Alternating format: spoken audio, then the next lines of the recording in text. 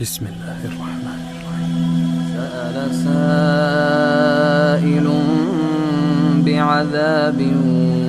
واقع للكافرين ليس له دافع من الله ذي المعارج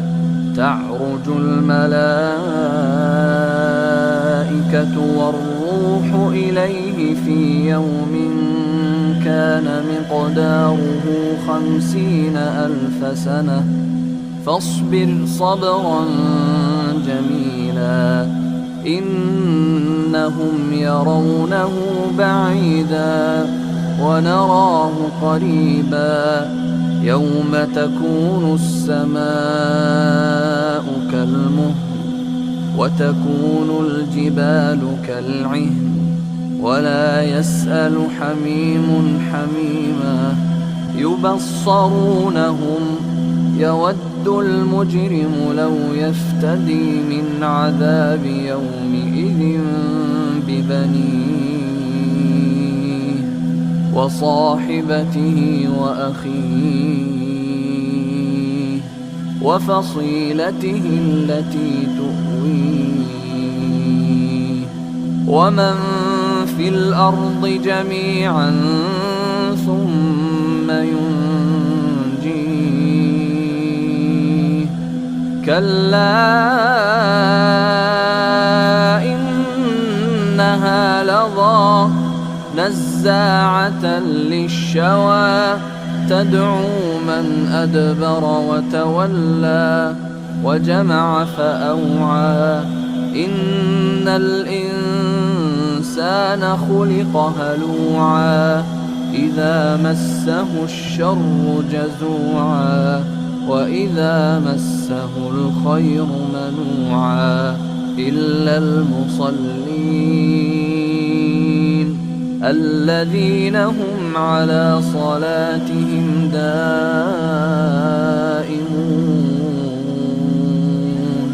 والذين في أموالهم حق معلوم للسائل والمحروم والذين يصدقون بيوم الدين والذين هم من عذاب ربهم مشفقون إن عذاب ربهم غير مأمون والذين هم لفروجهم حافظون إلا على أزواجهم أو ما ملكت أيمانهم فإنهم غير ملومين فمن ابتغى وراء ذلك فأولئك هم العادون والذين هم لأماناتهم وعهدهم راعون والذين هم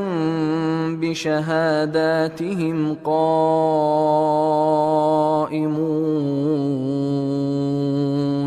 والذين هم على صلاتهم يحافظون أولئك في جنات مكرمون فما للذين كفروا قبلك مهطعين عن اليمين وعن الشمال عزين أيطمع كل امرئ منهم أن يدخل جنة نعيم كلا إنا خلقناهم مما يعلمون فلا أقسم برب المشارق والمغارب إنا لقادرون على أن نبدل خيرا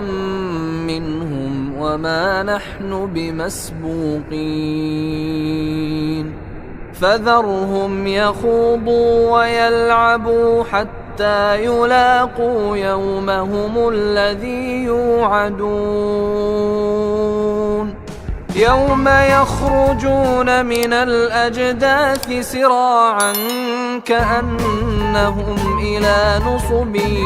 يوفضون خاشعة أبصارهم ترهقهم ذلة ذلك اليوم الذي كانوا يوعدون